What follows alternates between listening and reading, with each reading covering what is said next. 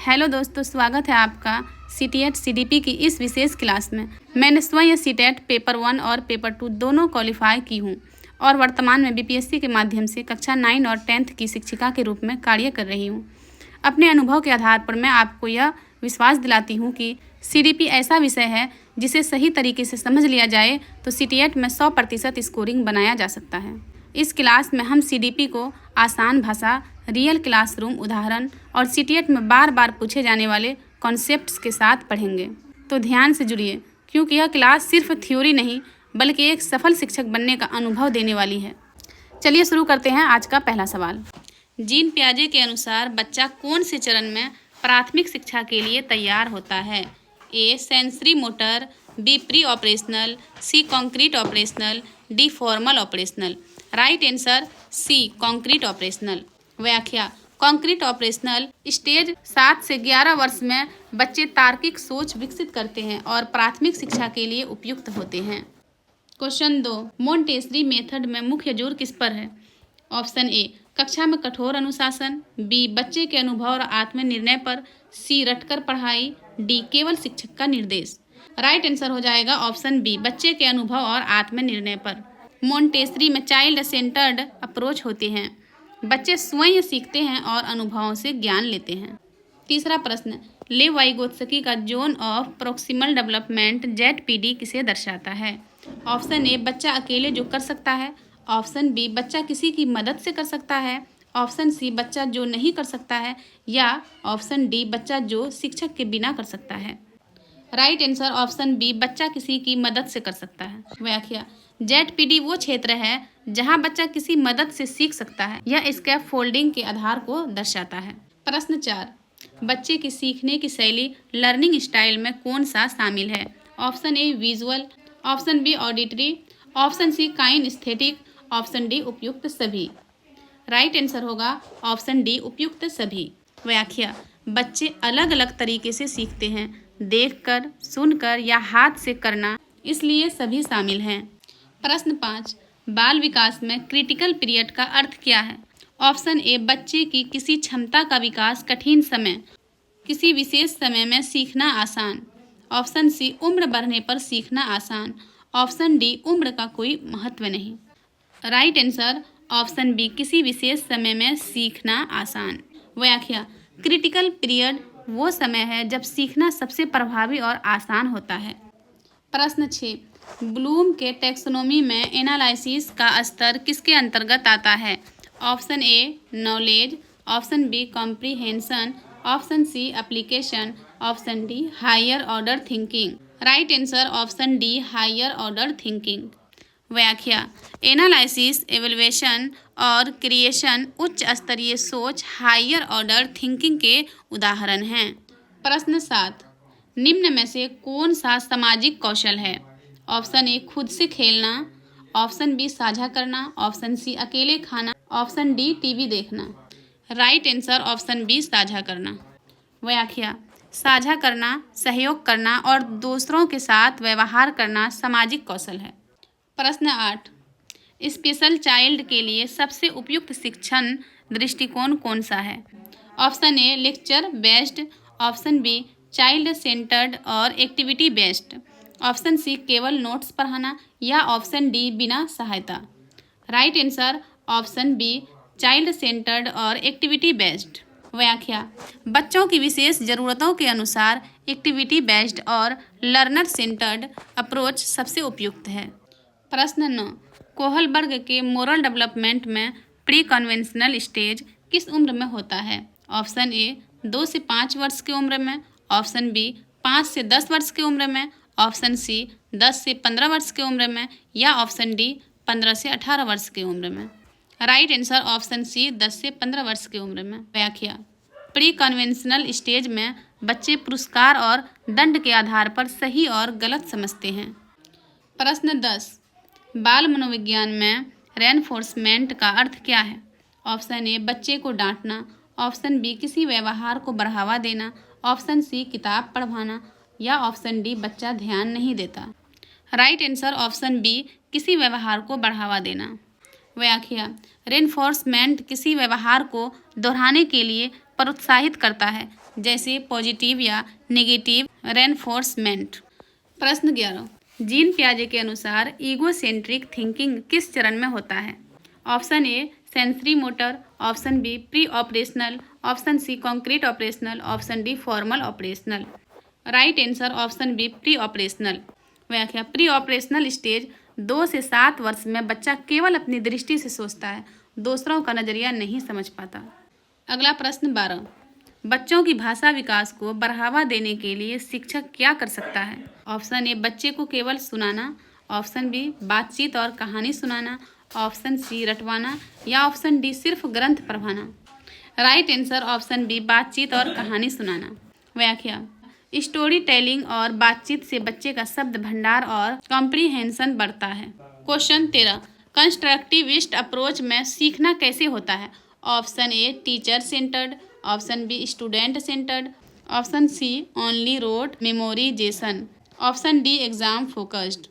Right answer option B student centred. व्याख्या, constructivism में बच्चा खुद अनुभव करके और समस्याओं का समाधान करके सीखता है। क्वेश्चन 14, बाल विकास में अटैचमेंट किसे कहते हैं? ऑप्शन ए बच्चे का खिलौने से लगाव, ऑप्शन बी बच्चे और प्राइमरी केयर गिवर के बीच भावनात्मक बंधन, ऑप्शन सी बच्चा अकेले खेलना, ऑप्शन डी स्कूल जाना। राइट आंसर ऑप्शन बी बच्चे और प्राइमरी केयर गिवर के बीच भावनात्मक बंधन। व्याख्या, अटैचमेंट से बच्चे में सुरक्षा और भावनात्मक विकास होता है। प्रश्न 15, इसका फोल्डिंग का अर्थ क्या है?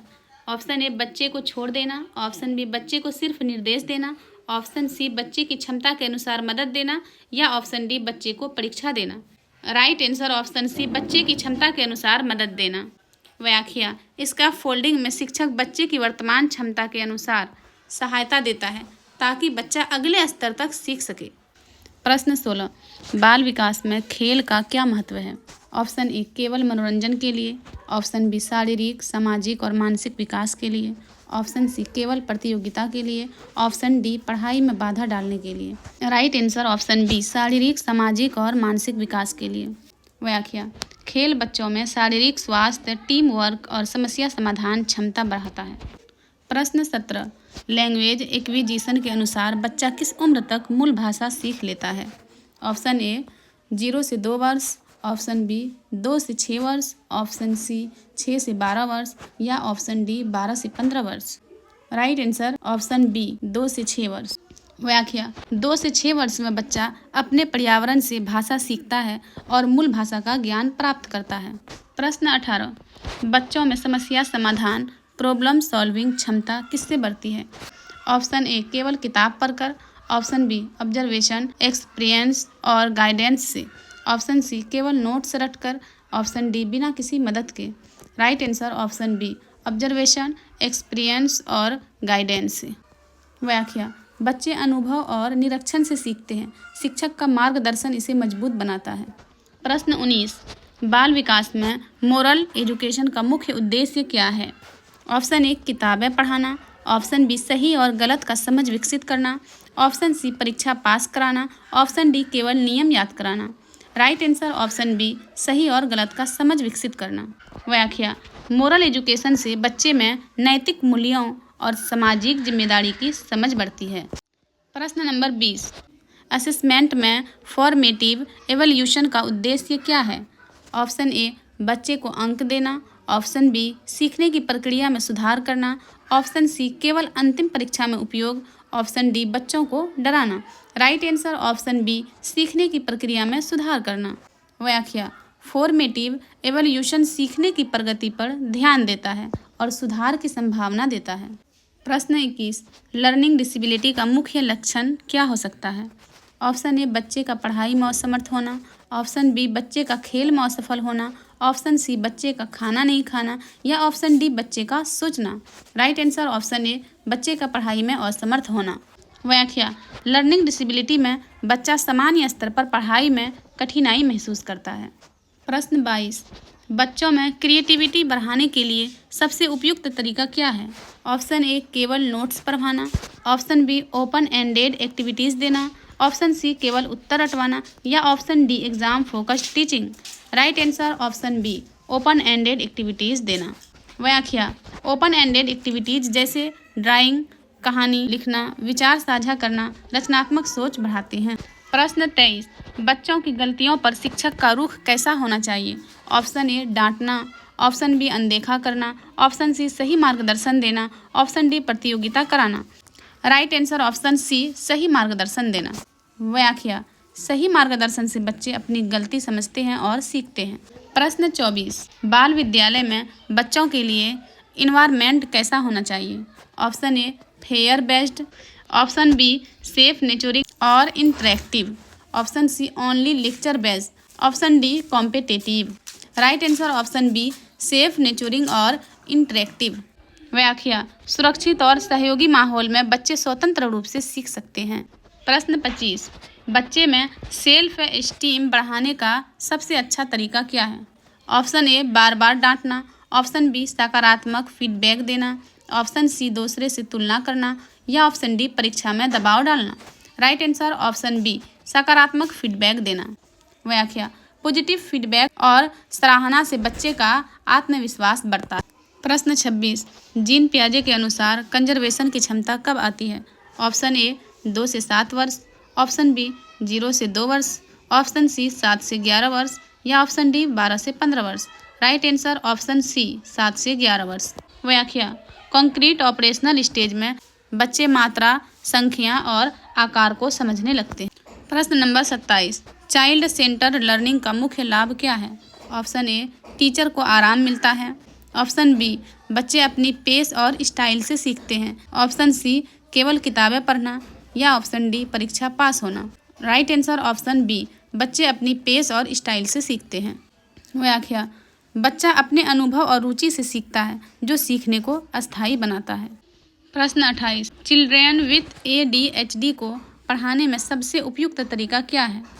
Option A long lectures, option B short interactive और activity based teaching, option C केवल परीक्षा, ऑप्शन डी डिसिप्लिनरी पनिशमेंट।